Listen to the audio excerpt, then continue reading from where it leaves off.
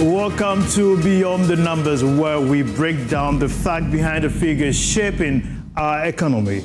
Tonight, we turn our focus to Ghana's state-owned enterprises and the growing concern about their high debt levels. Now, with many SOEs struggling to stay afloat, their financial burdens are not just a corporate issue, they are far-reaching consequences for the entire economy. How did we get here?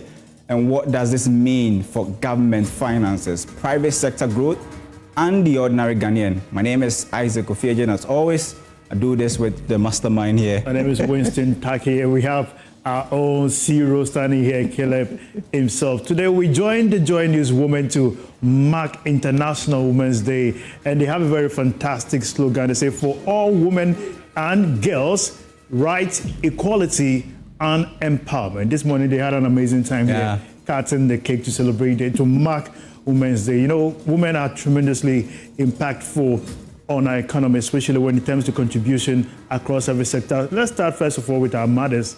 God bless our mothers. Absolutely. I mean, I'm happy that in the 120-day social contract that John Dramani Mahama, the president, has with the people of Ghana, you have in there the establishment of a women's bank, right? Yeah, women's bank is very important. But tonight, the conversation is about SOEs. And whilst we celebrate our women, we must know that there are some state-owned enterprises reeling in debt, and they are actually struggling. And so, Winston, I want Caleb to take us through the SOEs, and their status at the moment. Al-Haji Caleb. He has some 5 lists there. Yeah. Take us through so we can start the conversation, Caleb.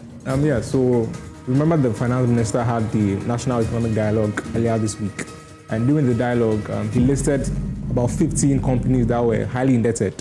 And we took the first 10. So we have ECG, Gridco, VRA, Tama Shipyard, Ghana Railway Limited. Those are the top 5. And we know ECG is always coming up whenever we talk about state institutions and whether they are being run efficiently. And then we have the Ghana Cylinder Manufacturers Limited, Ihog Distilleries, Precious Minerals and Marketing Commission. Oh, Sami Jenfi's, Yeah, but I think they came on this list mainly because they've been financing the gold purchases over the past 2 years, I think. Yeah, and then we have the Accra Digital Center and then Airtel Tigo Ghana. Interesting. Airtel Tigo featured heavily on this list, right? Yeah. In terms of the top 10 the 10 that we picked, you have Airtel Tigo that government took over some years ago. Not just years ago, somewhere last year, where we saw the former Minister of Digitalization and Telecommunication came to mention that Ghana just spent $1 just to acquire that property. And a property can only get to that level when, if you look at corporate governance structure, look at the books, you should tell that indeed is beyond profitability, beyond saving. And therefore, when it comes to change of ownership, at that point, you can sell it as less than even $1 city. So that was what happened there. So currently, that structure is highly indebted. As to how the rebranding will bring it back into life is something that government will have to bring in technical personnel to handle the whole restructuring of those sectors. I mean, the conversation about bleeding SOEs, not all of them are currently struggling. Yeah. But the indication we got from the finance minister's speech at the National Economic Dialogue, he said, quote, almost all SOEs are in red. And when you're talking about SOEs or state-owned enterprises, there are actually 2 that you can not pinpoint. I mean, you cannot take out. That is ECG and Cocoa Board. I remember when we were going through the IMF program, there were some 8 SOEs that the IMF said that they had fiscal instability or they posed certain fiscal risk to the economy or to the country. And I remember ECG was one of them, Cocoa Board also one of them, and all of that. Exactly. I think the finance minister said that even the 2 billion cedis profit we saw Cocoa Board enjoying is artificial. And I was surprised he termed it as artificial. But if you look at the explanation he gave about the kind of moratorium Cocoa Board has enjoyed in terms of its debt servicing obligation. Remember that the DDEP that was carried out, Cocoa Board was one of the SOEs that benefited. They got the chance to restructure cocoa bills, and that gave them that free space to pay their debt. I side with the minister when he speaks about the fact that these SOEs are basically falling out, because if you look at the cumulative output of these about 4 or 5 SOEs, they contribute about 75% of SOEs that are strategic for the national development. Every performance from just the cocoa sector affects all of them. Every performance of just the ECG has a ripple effect on the economy. So when the ECG begins to see tremendous profitability, you get to feel it across the government's budget, subsequent budget. So if you look at, and then somewhere 2013 coming forward, we saw some marginal increase in terms of profitability of some of the SOEs, with the ones which are currently experiencing marginal debt outlook. So we saw conversation about whether to turn them around. The conversation came that we should privatize some of them. We should sell them off to private entities because government has failed to manage them profitably. That another narrative that came to light is whether we should list them on the Ghana Stock Exchange because so people can buy into the debt structure. But one thing that is quite critical is looking at the case scenario, BOST. BOST was able to turn around the profitability massively, able to make astronomical profit. If you look at their output for the last 6 years and the last 3 years, the change was amazing. And if you look at the corporate governance structure, it tells you that there was proper management. And if you look at the board itself, you could look at their history. It tells you that they had the competence to sit on those boards. They had the ability and the know-how on how their market runs. So they did a very good job there, and subsequently some other SOEs also did better. We saw VRA did some good in some years, but it all boils down to corporate structure. But that's for my when I'm talking about BOSS, you should remember that BOSS was also part of the Good for Oil program. There was a huge boost to BOSS reserves because they were the ones now bringing fuel into the markets when it passes through Bank of Ghana and PMMC. So that also contributed. But I agree with you when you say that the corporate governance has to be addressed. Because if you have these state institutions being, their heads being appointed by the government, obviously there's no going to be independence. And that's the first thing that you have to cure, the independence. And also the salary structure. Most of these SOEs, the CEOs or SOEs, they make far more than all the government appointees. They make far more than the president, far more than the ministers. I think in 2020, the Emoluments Committee, they said that the NCA... Three CEOs, right? Yeah. The NCA, the head of NCA, makes more than the Minister for Communications. I think GNP, Ghana, is it Ghana Gas? GNCC. Yeah, Ghana Gas CEO also makes earns more than the president, right? There was another one, I don't know if it's the governor, but I'm not so sure. But there were 3 that they were mentioned that they had salaries more than the president, and the emoluments were also very high. But I mean, the big headache is their debt. These are state-owned enterprises, so definitely, if they rack up debt and they cannot pay, at a certain point, maybe government must come in. And so, build them out. Build them out or something. So if you look at the Cocoa Board's debt, for instance, they had to tag along the DDEP to be able to get this kind of breathing space. Imagine we had not had DDEP, the story of Cocoa Board would have been different. I'm sure they will be making, the losses would have been in doubling and all of that. But they benefited, immensely from the DDEP. So I want Caleb to take us through the debt situation of all the SOEs that we have in the country. We know that we before Caleb comes to that, it was interesting. You made mention of the fact that government comes in, and if you look at the SIGA report consistently, government has always been giving subventions or guaranteeing a lot of loans for these SOEs consistently year by year. And even government of Ghana subvention, giving liabilities. And so you keep seeing them floating, but not reaching to the level where you can say they're a viable business enterprise. Therefore, government should take their hands off. Institutions like Interstate STC, Ghana Metro Mass Transport Limited, Ghana Post, all these institutions are critical. If government decides to put them in a position to say, because if you look at their need, transportation is critical. If government wants to control the fuel prices or how they transport fare, when these institutions are functional and operational, I believe they will be in a place where individuals or policies can go in that direction. So government can change or enforce policies without letting the force of demand and supply take over when they have the state agencies leading and functioning coherently. But let's see what Caleb has for us. Right? So the total debt of the SOEs, all of them combined, in 2022, it was 177 billion Ghana cedis. And then it moved up to 216 billion cedis in 2023, and then 250 billion in 2024. That's the projected figure from the 2023 SEGA reports. Yeah. So the red one is what we are projecting, that looking at the growth rate in terms of the debt. It remains business as usual. SOEs debt could reach some 250 billion Ghana cedis.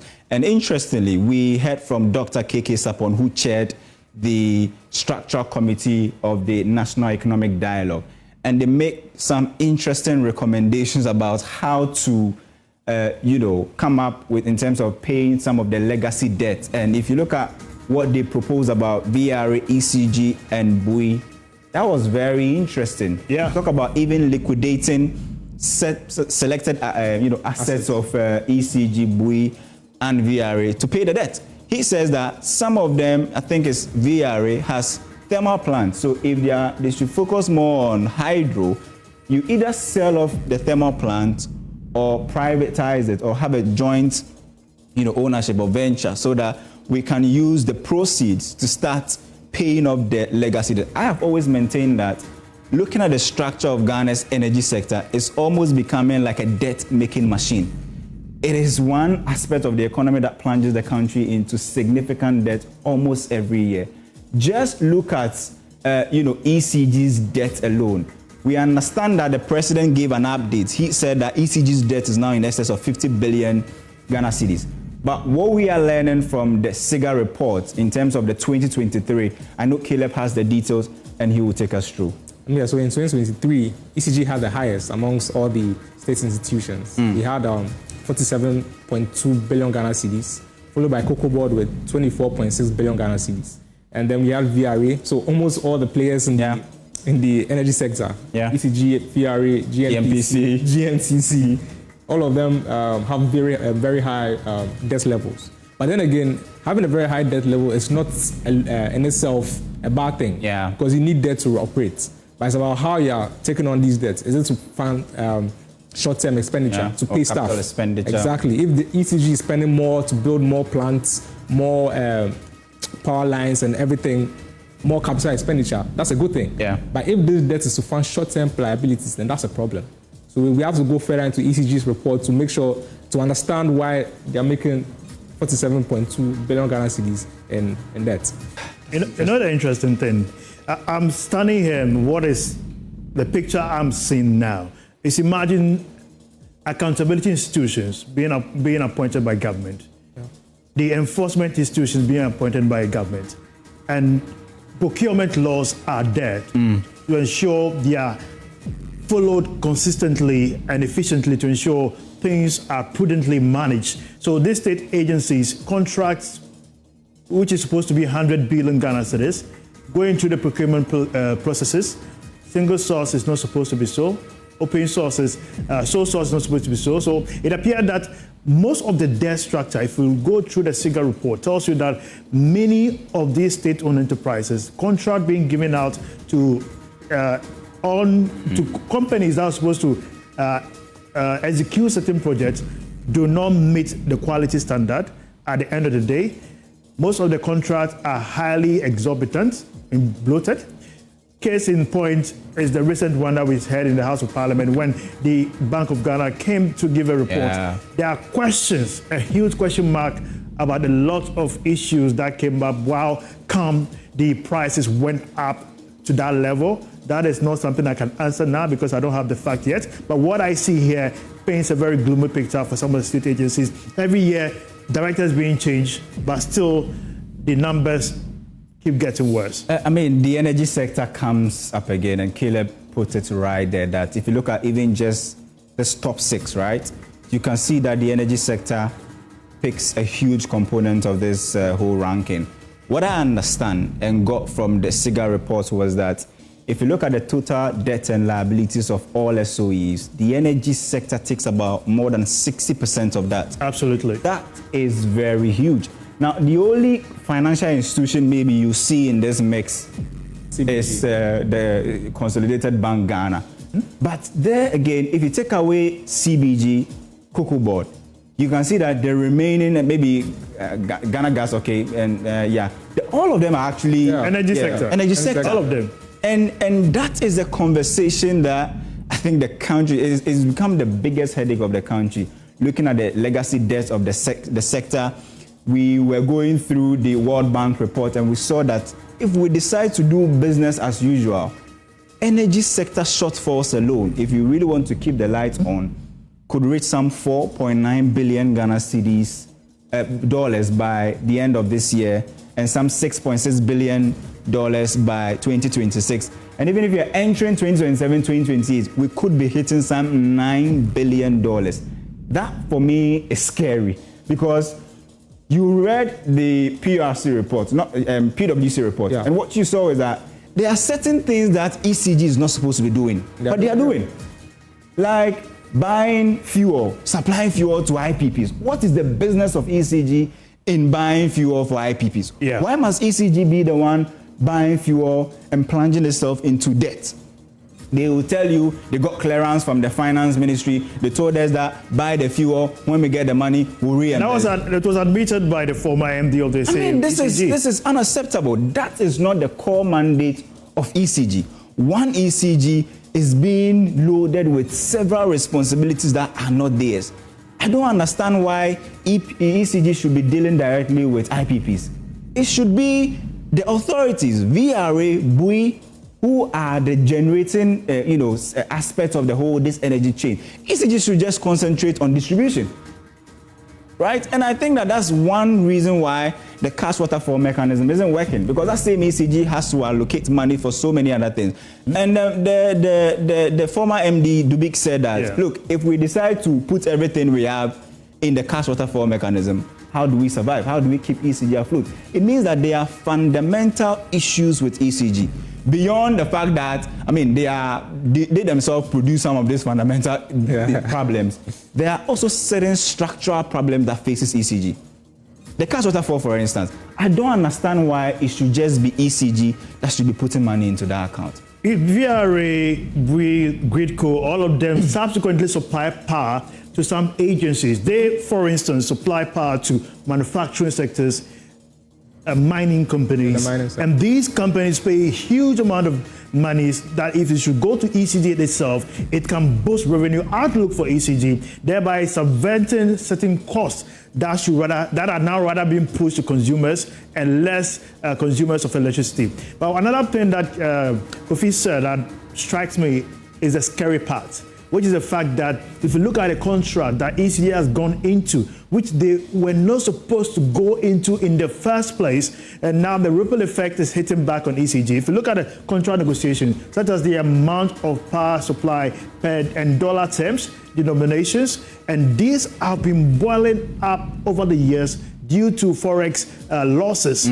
Because if ECG is supplying and no one is picking up, they've already contracted it. It's a contract. And surprisingly, I got information that the contract that have been signed for years are the same agreement that are reflecting. The only difference is the cedi is becoming bad and the dollar is becoming better, and therefore that is tripling ECG's impact daily, weekly, yearly, irrespective of which party is in power. It's interesting. We can go on and on and talk about the energy sector, but there are certain, I don't understand that you have SOEs that currently have negative equity. It is normal because even the Bank of Ghana now has negative equity. So I want to take it. Just look at this, Caleb. Yeah, so SOEs with negative equity in 2023. This simply means that if they sell everything, if the SOE sells the office, the cars, the computers, everything they own, all the assets, they cannot service all their debts. You mean even if they sell the furniture, they sell everything in Bank of Ghana, it can't subvert one of them? If they sell all the assets. Look at the numbers. Look at that. Yeah, so the first Bank of Ghana, the furniture were 11.3 billion. Yeah, but I think that's the new office. The new office, yes. But I mean, the 2022-2023 reports had negative equity. Yeah, that's 60 billion equity 2022 and then 10 billion 2023. So Tor is the first on the list with 5.7 billion, and it makes sense because Tor is not producing, and he has all the liabilities as rigged on, all the contracts assigned to refine fuel, and it's not doing so. This makes so much sense. And then the Ghana Road Fund, because they make so much infrastructure investments, the road, the contracts, the machinery that is all needed. So some of these sectors make sense because some particular sectors, they are strategic for the government. So they have to incur more costs than they make. So that makes sense. But then Airtel Tigo, no. Because Airtel Tigo sells, right? They're supposed to, whatever they generate, they sell and they are expecting revenue. Yeah. And at the end of the day, for Airtel Tigo, they came into our books quite recently compared to previous. Government had a least share, overall share on the board until recently. I think it's 100% now, right? Now it's 100% by $1. And so it's so funny because I use Airtel Tigo, and whenever I tell someone I use Airtel Tigo, they ask me why. That's the first question they ask me. I will ask you why. Really?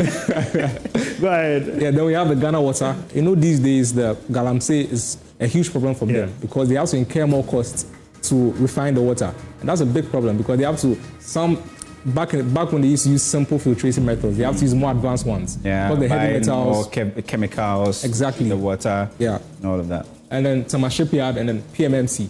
And with PMMC, like I said, because they are now in the gold buying business, they've been spending more money trying to get more gold and then pass it through the value chain now. I mean, the coming out of the gold board, in combination with the PMC, because they said probably when the gold board comes to play by PMMC, April, a lot of changes will come into the sector. And if we are yet to see the full, complete policy, when we'll certainly review it here when it's ready. Oh, definitely. Absolutely. Yeah, so definitely. Well, I mean, if you are having SOE conversation, we probably will end with ECG and Cocoa Board. So Caleb, let's start with ECG. Yeah. Profitability over the years, so that those who are watching us will understand why we are lamenting about ECG. Yeah. Because, I mean, I'm just looking at it, and it looks like in the span of almost more than a decade, right? Yeah. ECG has only recorded profit twice. Take us through. So like you rightly said, in over 11 years, ECG has made profit just twice. In 2017 and in 2021. These are the only years that ECG has managed to make a nice profit. And then if we started in 2012, that's where, that's the available data we could find. Negative 136 million Ghana cedis. As a loss. That's a loss. And then it was around that average 200 million, 38 million, 291 million in loss. Then we saw the spike in 2018 with 2.2 billion Ghana cedis in loss. Now it looks small on the graph because we are comparing it to 2022 and 2023, where we made 8 billion Ghana cedis in loss in 2022 and 10.2 billion cedis in 2023. I can't fathom, and I have no statement to that effect. Yeah. Because the numbers alone speaks a lot. And if you look at the numbers, it tells you you can't take ECG away. You can't collapse ECG. Yeah. This establishment, if you look at our books, there's a lot of capital social intervention projects. Government is critical. Right now, intervention programs are all being held at pause because these institutions are not making profit. That is where the conversation comes. Is it time? Is it time for us to privatize ECG? When the energy minister spoke today, he even said that they are looking at the way that the finance ministry can help ECG with some of its debts.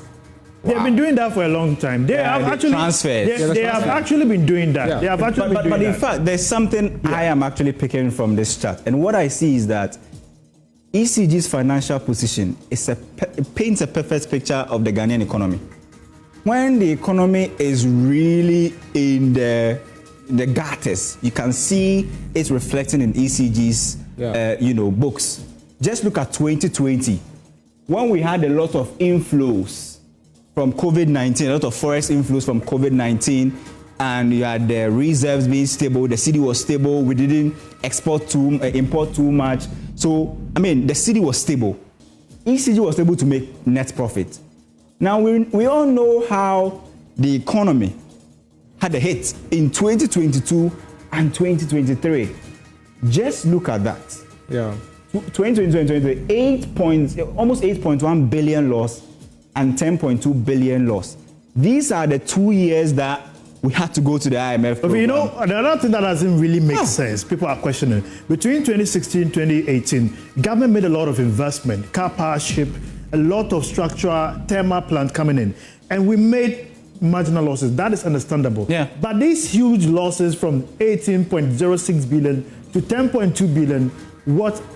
But if you look at there's not been a lot of capital. It's foreign losses. Right? Exactly. That's what I've come to say. Yeah. If you look at the books, it's foreign losses. Foreign losses. That's the main contributor. That is what is hurting ECG. I always say that you cannot have an SOE producing in dollars. In cities. And producing in dollars and earning in cedis. Yeah.